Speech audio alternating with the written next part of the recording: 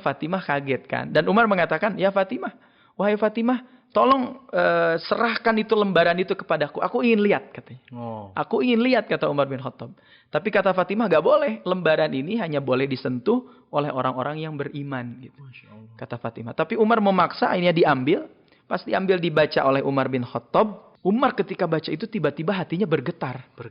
Ya, yang tadi sudah mulai lembut hatinya, ketika dengar itu, ketika baca langsung makin bergetar aja. Wah, sampai menangis itu Umar bin Khattab ketika ketika menjelang masuk Islam. Welcome to Teman Sharing.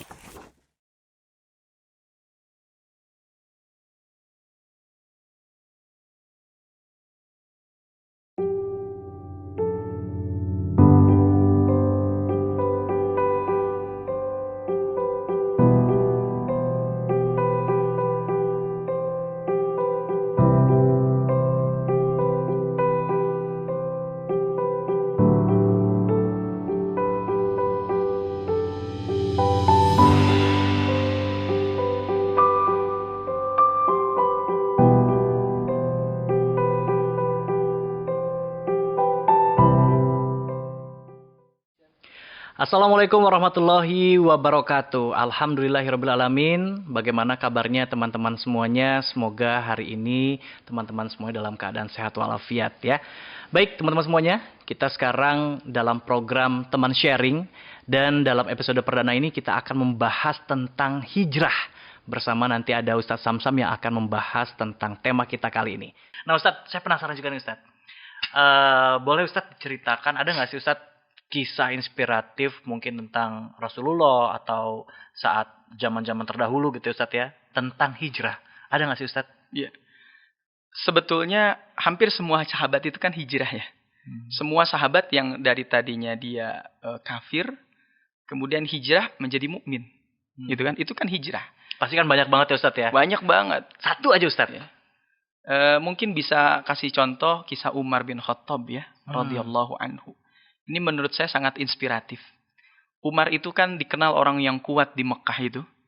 Umar itu orang yang ya kalau orang kita bilang itu premannya Mekah waktu itu. Preman ya? Premannya Mekah. Jadi ada dua orang-orang kuat di Mekah itu, namanya pertama Umar bin Khattab, yang kedua Amr bin Hisham.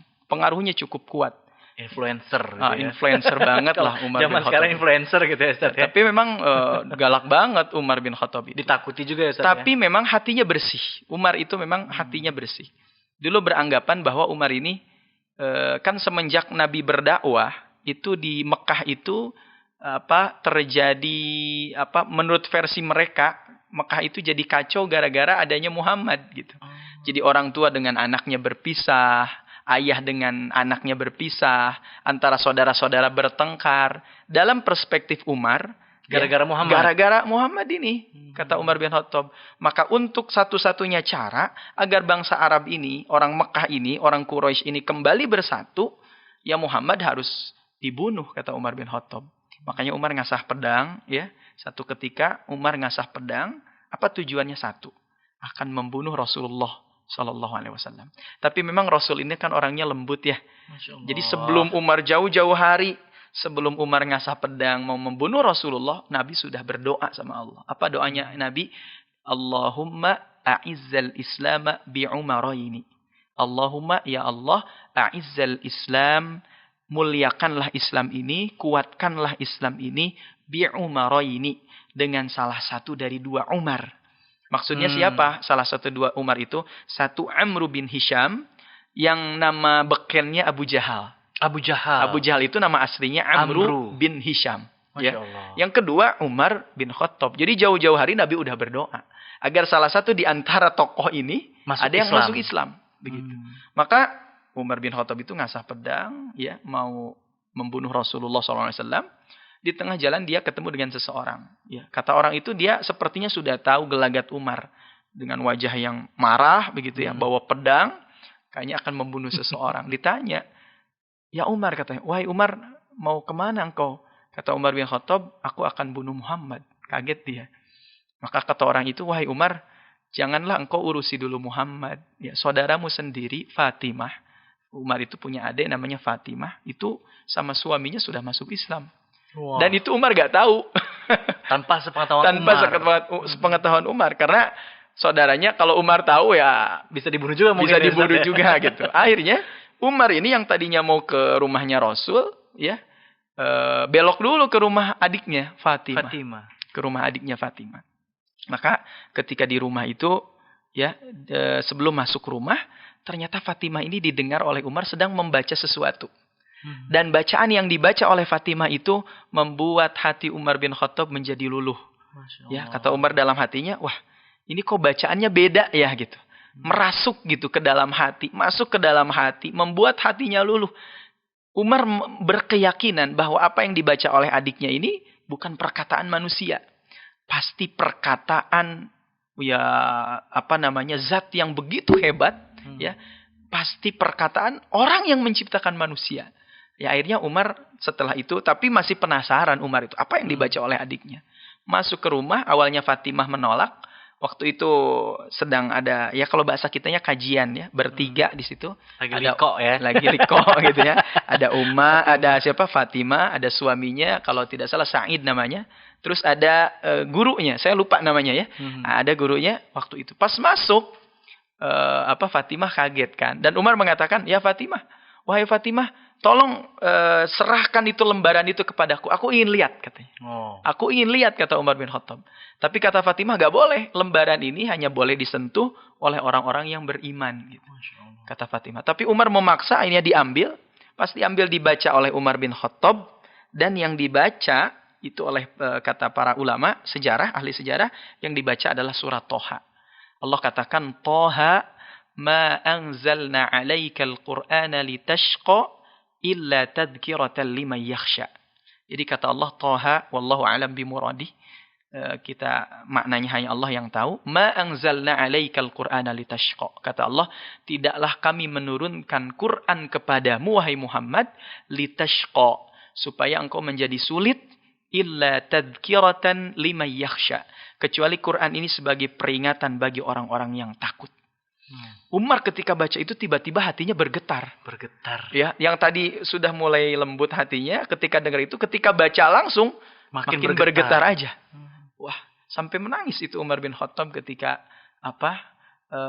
ketika menjelang masuk Islam. Dan setelah itu dia yakin bahwa apa yang dibawa oleh Muhammad ini bukan, kalau bahasa kitanya, bukan ajaran sesat gitu. Tapi memang benar ajaran-ajaran yang datang dari Tuhan, benar-benar ada ajaran yang datang dari Allah. Akhirnya luluh hatinya Umar.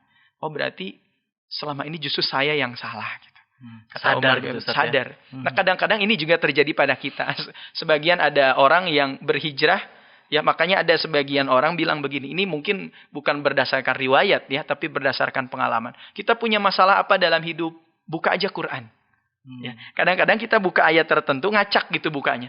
Kadang-kadang Allah tuh ngasih jawaban terhadap masalah kita. Lagi misalkan masalahnya apa, buka ayat tertentu, oh ternyata jawabannya langsung ketemu di Quran. Nah, begitupun Umar bin Khattab ketika ada masalah dalam dirinya, ya, ditunjukkan langsung oleh Allah ayat yang begitu menusuk ke dalam hatinya. Ya, kata Rasulullah, wah, tolong dibuka pintunya. Kalau tidak salah sahabat Nabi Hamzah membukakan pintu, ya. Kemudian Umar datang kepada Nabi, memeluk Nabi sampai bilang, wahai Rasulullah, sekarang aku mengatakan asyhadu an la ilaha illallah wa asyhadu annaka Muhammadan Rasulullah. Wahai Rasulullah, sesungguhnya aku bersaksi bahwa tiada Tuhan selain Allah, dan aku bersaksi bahwa engkau wahai Muhammad, wahai Rasulullah, adalah utusan Allah. Semenjak itu dakwah Islam mulai terang-terangan. Karena Umar bin Khattab ini sudah bergabung di barisan kaum muslimin. Orang kuat sudah bergabung berkat doanya Nabi. Dan Umar itu di kemudian hari kan menjadi khalifah. Ya, bahkan yang menarik, orang barat sekalipun, kalau tidak salah Michael Hart, itu mendulukan Umar bin Khattab daripada bahasa mereka Yesus Kristus. Gitu. Jadi tokoh berpengaruh, pertama ada 100 tokoh berpengaruh. Yang pertama dia nulis itu Nabi Muhammad. Tokoh paling berpengaruh di dunia. Keberapa gitu, nanti Umar bin Khattab. Baru kemudian Nabi Isa menurut versi mereka ya. Walaupun tentu buat kita berbeda. Ini perspektif dia begitu ya. Jadi Umar itu luar biasa. Makanya Nabi mengatakan, khiyarukum fil jahiliyah khiyarukum fil Islam. Orang yang terbaik di antara kalian di masa jahiliyah, maka akan jadi orang terbaik di masa Islam. Yang akhirnya Umar ini kan menjadi salah satu orang yang paling mulia setelah Abu Bakar As-Siddiq. Masya Allah. Kisah hijrahnya Umar ya. Kisah hijrah yang benar-benar sangat menginspirasi sekali nih ya.